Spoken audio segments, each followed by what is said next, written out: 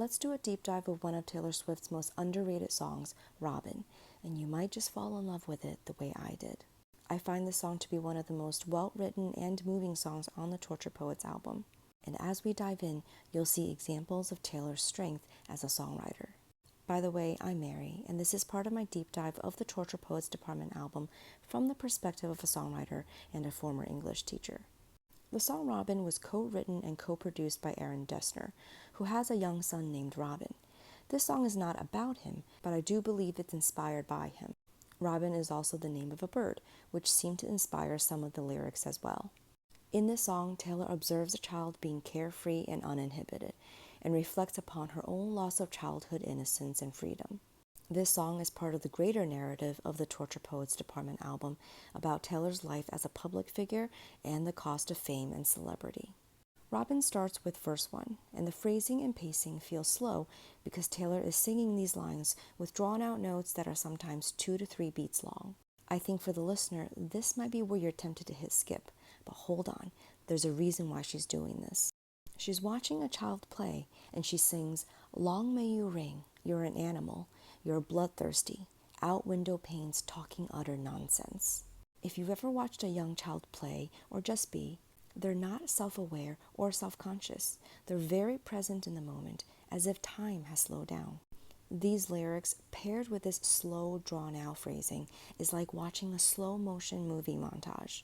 And we're watching this child jumping around and crawling on the floor, pretending to be an animal, and mumbling and uttering with imagination. It captures the essence of childhood innocence and freedom. Then Taylor sings in line 5, the last line of the verse, "You have no idea." This introduces a new layer of thought and tells us that 2 things are happening. On the outside, Taylor is watching a child immersed in their own play. On the inside, as Taylor is watching this child, she is now immersed in her own thoughts. And what is she thinking? We enter the pre-chorus. Strings tied to levers, slow down clocks tethered, all this showmanship to keep it for you in sweetness. She's saying there's a system in place.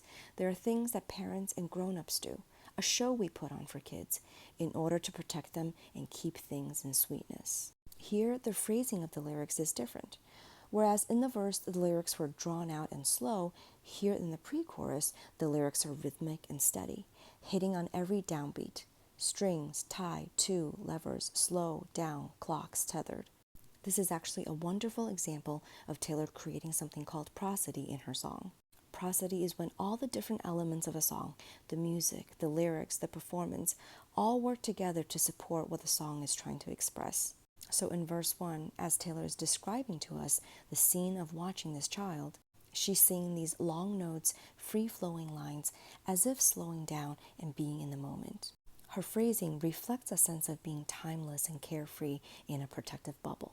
Then in the pre-chorus, as she comes into her own thoughts, it's as if she zooms out from the moment in verse 1 and snaps into reality. She shows us the strings, levers, and tethers, and she's singing these lyrics in a very regimented, almost mechanical way. Her phrasing has now changed to reflect the showmanship she mentions in the lyrics. It feels like we're peering behind the curtain of The Wizard of Oz and seeing all the cogs and wheels. This wonderful prosody and contrast between the verse and the pre-chorus can be seen again in verse 2, where Taylor sings, "Long may you roar at your dinosaurs. You're a just ruler. Covered in mud, you look ridiculous." She uses long, slow-down phrasing again to bring us into the moment with this child. She also uses specific imagery words like roar, dinosaurs, and mud to paint the scene of a child that is being wild and free. Then, just like in verse 1, Taylor ends verse 2 with, "And you have no idea." She takes us out from that moment again and points our attention to the reality. Pre-chorus 2, "Buried down deep and out of your reach, the secret we all vow to keep it from you in sweetness." We'll get to the chorus in a little bit, but for now, we need to find out what is this thing that she keeps on referring to in the verses that the child has no idea about. What is the showmanship and the secret we all vow to keep? The answer is in the bridge. Taylor sings, "You got the dragonflies above your bed. You have a favorite spot on the swing set. You have no room in your dreams for regrets. You have no idea. The time will arrive for the cruel and the mean. You'll learn to bounce back just like your trampoline. but now will curtail your curiosity in sweetness. The secret that the child doesn't know is in lines 3, 5, and 6 of the bridge. Regrets, the cruel and the mean, and learning to bounce back. These are the things that a child has no idea about. These are the things that grown-ups put on a show to protect kids from. These are the harsh realities and the painful lessons of life that we all learn as we get older. And these are the very things that Taylor was going through at the time of writing the song. She was having to come to terms with regrets. She was dealing with people being cruel and mean, and she was learning to bounce back from it all. I want to point out the wonderful juxtaposition in the lyrics between mentions of dragonflies, swing set, and trampoline with mentions of regrets and the cruel and the mean. It's such an effective contrast between the joys of childhood and the harsh realities of life. And in line 4 of the bridge, when she sings, "You have no idea," she recorded this as a separate vocal track, so this line comes in almost like a whisper in the background, like a voice of warning. It's very haunting. Taylor ends the bridge in a similar way as she did the verses, line 7. But now we'll curtail your curiosity in sweetness, meaning we're not going to let you find out these truths just yet, for your own good. What Taylor is talking about is something I think we can all relate to. Have you ever had a little kid say something really innocent and optimistic, and we as adults just smile and nod and tell them, "Yeah, dream big, that's amazing"? That is our showmanship. That's us keeping the secret. Children are so innately joyful, hopeful, and idealistic, and we try to preserve that for them so they can enjoy the sweetness a little while longer. We curtail their curiosity and we say, "Don't grow up too fast," because we know sooner or later they will find out just how harsh the world and the realities of life can be. We know, and Taylor knows, because we've all had our own disappointments and regrets. We've all experienced the cruel and the mean, and we've all had to learn how to bounce back. So what does Taylor say to the child? In the verses, she says, "Long may you ring and long may you roar." She's rooting for the child and cheering him on. In the chorus, she sings, "Way to go, tiger, higher and higher, wilder and lighter for you." To me, this is where Robin the child and Robin the bird come together as the single inspiration for the song. She is rooting for Robin because they can still enjoy the wildness and freedom of their innocence. What goes unsaid here is that these are the things that Taylor no longer has. She has lost her innocence and freedom to a life in the public eye.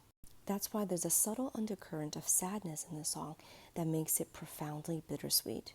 It appears that in observing this child, Taylor is also mourning the loss of her own childhood innocence, which is something that she has repeatedly written about.